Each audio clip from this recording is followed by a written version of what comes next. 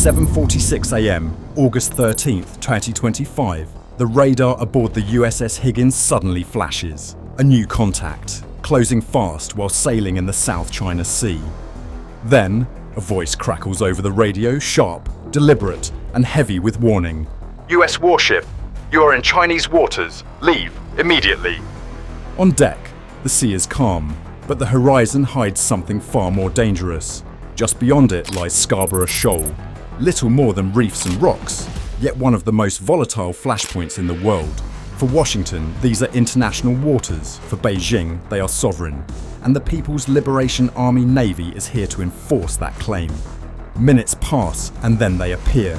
Chinese warships slide into view on the starboard side, their wakes slicing precise lines across the blue expanse, matching the destroyer's every move.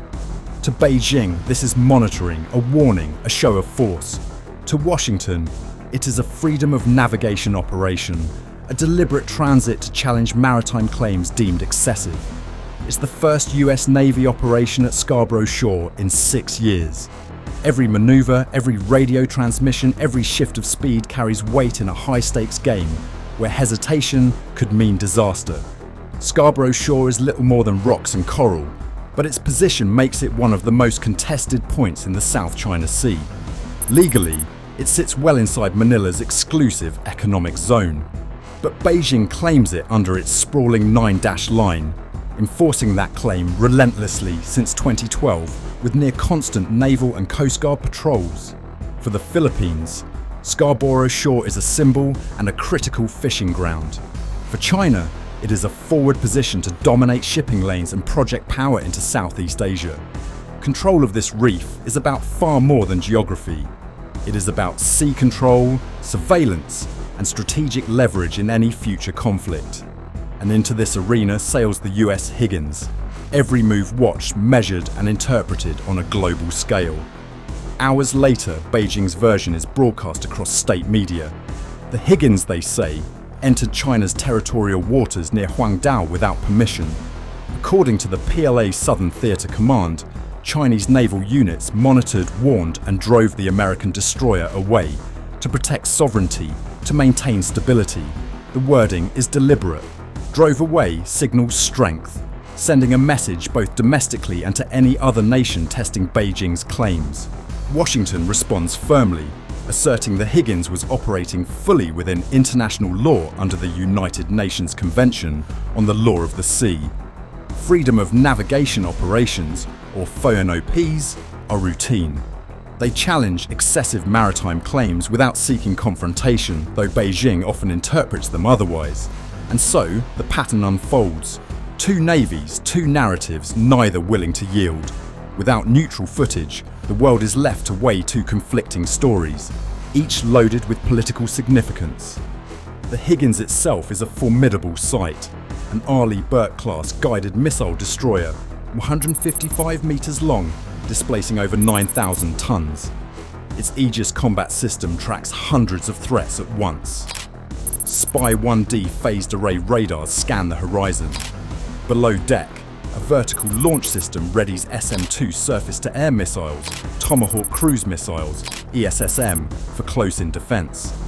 Harpoon anti-ship missiles, dual phalanx CIWS Gatling guns, and sophisticated electronic warfare suites make this vessel a floating fortress.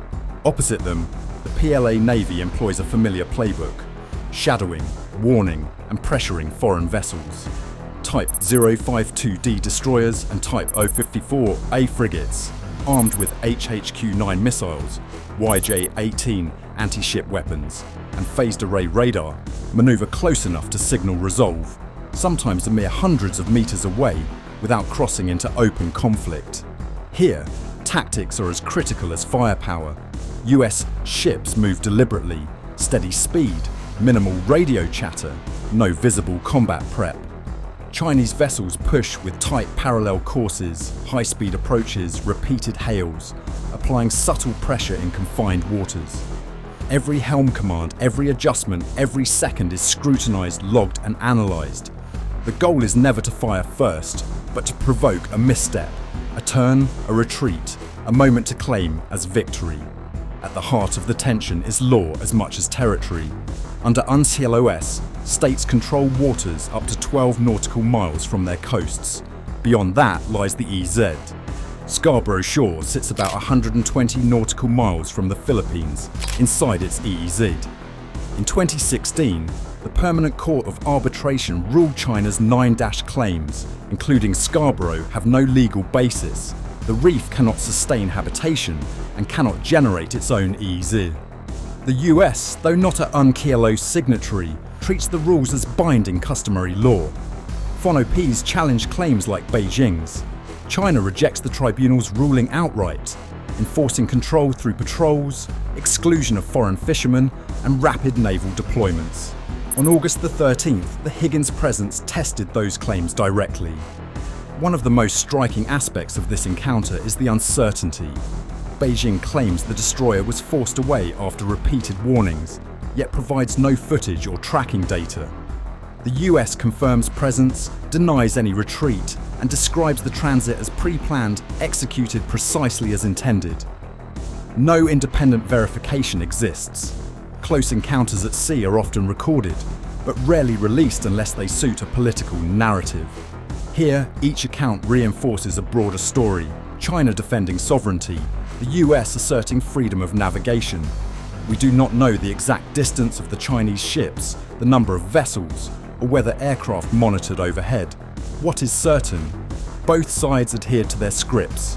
No collisions, no shots fired, two competing versions of the same event, each crafted for maximum domestic and international impact.